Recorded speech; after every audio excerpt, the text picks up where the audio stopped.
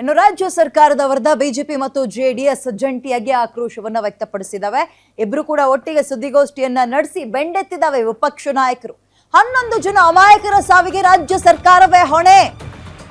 CM Siddaramaiah, DCM DK Shivakumar ರಾಜೀನಾಮೆ ಕೊಡಬೇಕು ಅಂತ ಆಗ್ರಹ ಮಾಡಿವೆ BJP and JDS. CM Siddaramaiah A1 ಆರೋಪಿ, ಡಿಸಿಎಂ ಡಿಕೆ ಶಿವಕುಮಾರ್ A2 ಆರೋಪಿ. ಗೃಹ ಸಚಿವರ ವಿರುದ್ಧವೂ ಕೂಡ ಬಿಜೆಪಿ ಮತ್ತು ಜೆಡಿಎಸ್ ವಾಗ್ದಾಳಿ ನಡೆಸಿದ್ದು, ಕಾರ್ಯಕ್ರಮಕ್ಕೆ ಅನುಮತಿಯನ್ನ ಕೊಟ್ಟಿದ್ಯಾರು ಅಂತ ಮೊದಲು ಹೇಳಿ.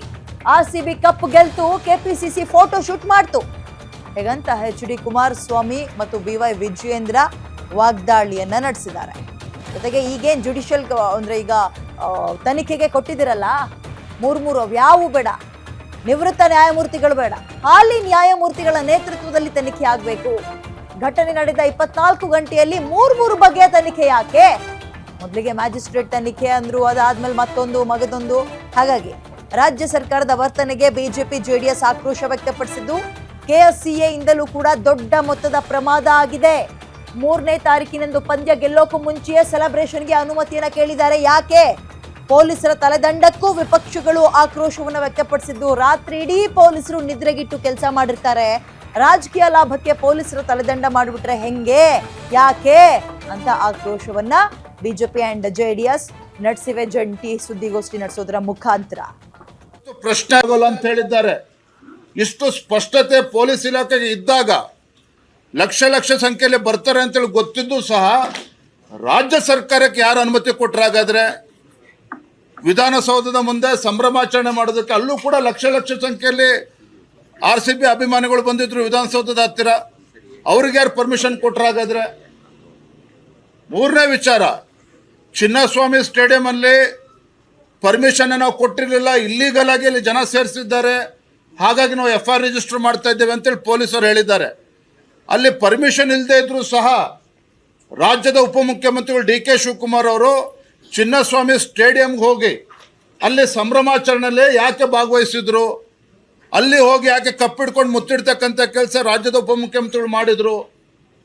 ಈ ರೀತಿ ಹಲವಾರು ಪ್ರಶ್ನೆಗಳು ಇವತ್ತು ಪ್ರಶ್ನೆಯಾಗಿ ಉಳಿದುಕೊಂಡು. ಆದ್ರೆ ಫೋಟೋ ತೆಗೆಸ್ಕೊಂಡು ಪೋಸ್ ಕೊಟ್ಟಿದ್ದು KPSC ತಂಡ, IPL ಗೆದ್ದಿದ್ದು RCB ತಂಡ, ಫೋಟೋ ತೆಗೆಸ್ಕೊಂಡು ಪೋಸ್ ಕೊಟ್ಟಿದ್ದು KPCC ತಂಡ. ಮುಖ್ಯಮಂತ್ರಿಗಳು ಬ್ಯಾಟ್ಸ್ಮನ್, DK ಶಿವಕುಮಾರ್ ಬೌಲರ್. ಮುಖ್ಯಮಂತ್ರಿಗೆ ಏನಾದರೂ ಮಾಡಿ ಸೆಂಚುರಿ ಹೊಡೆದ್ಬಿಡ್ಬೇಕು ಅಂತ ಅವರು 5 ವರ್ಷ. DK ಶಿವಕುಮಾರ್ಗೆ ಏನಾದರೂ ಮಾಡಿ ಮುಖ್ಯಮಂತ್ರಿನ ಬೋಲ್ಡ್ ಮಾಡಬೇಕು ಅಂತ ಅವರು. ಈ ಬೋಲ್ಡ್ ಸೆಂಚುರಿ ಮತ್ತೆ ರನ್ಔಟ್ ಮಾಡಿಸ್ಬೇಕು ಅಂತ. ರನ್ಔಟ್ ನಮ್ಮ ಅಧ್ಯಕ್ಷರಿದ್ದಾರೆ. 8 ವಿಕೆಟ್ ಇವೆರಡರ ಮಧ್ಯೆ ಹೋಯ್ತಪ್ಪ. ಇವೆರಡರ ಮಧ್ಯೆ ರಾಜ್ಯದ ಆದ್ರೆ ಫೋಟೋ ತೆಗೆಸ್ಕೊಂಡು ಪೋಸ್ ಕೊಟ್ಟಿದ್ದು KPSC ತಂಡ, IPL ಗೆದ್ದಿದ್ದು RCB ತಂಡ, ಫೋಟೋ ತೆಗೆಸ್ಕೊಂಡು ಪೋಸ್ ಕೊಟ್ಟಿದ್ದು KPCC ತಂಡ. ಮುಖ್ಯಮಂತ್ರಿಗಳು ಬ್ಯಾಟ್ಸ್ಮನ್, DK ಶಿವಕುಮಾರ್ ಬೌಲರ್. ಮುಖ್ಯಮಂತ್ರಿಗೆ ಏನಾದರೂ ಮಾಡಿ ಈ ಸರ್ಕಾರದ ಬಗ್ಗೆ ಒಂದು ಕೆಟ್ಟ ರೀತಿಯ ಸಂದೇಶ ಹೋಗಿದೆ. ಕಳೆದ 2-3 ದಿನಗಳ ಬೆಳವಣಿಗೆ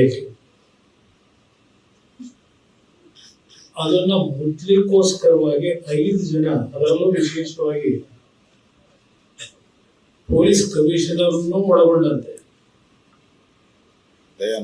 ದಯಾನಂದ್ ಅವರನ್ನ ಇವತ್ತು ಸಸ್ಪೆಂಡ್ ಮಾಡಿದ್ದಾರೆ. ಬಹುಶಃ ದಯಾನಂದ್ ಅವರ ಬಗ್ಗೆ ನಾನು ಹೇಳೋದಾದ್ರೆ, ಈಗ ಇತ್ತೀಚೆಗೆ ನಾವು ಮೊದಲನೇ ಹೊಸ ವರ್ಷದ ಆಚರಣೆ ಆಗಲೂ ಪೊಲೀಸ್ ಕಮಿಷನರ್ ಅವರೇ ಇದ್ರು. ಆಗಲೂ ಸಹ ಲಕ್ಷಾಂತರ ಜನ ಈ ಸರ್ಕಾರದ ಬಗ್ಗೆ ಒಂದು ಕೆಟ್ಟ ರೀತಿಯ ಸಂದೇಶ ಹೋಗಿದೆ. ಕಳೆದ 2-3 ದಿನಗಳ ಬೆಳವಣಿಗೆಯಲ್ಲಿ ಅದನ್ನ ಮುಟ್ಲಿಕ್ಕೋಸ್ಕರವಾಗಿ 5 ಜನ, ಅದರಲ್ಲೂ ವಿಶೇಷವಾಗಿ ಪೊಲೀಸ್ ಕಮಿಷನರ್ ಒಳಗೊಂಡಂತೆ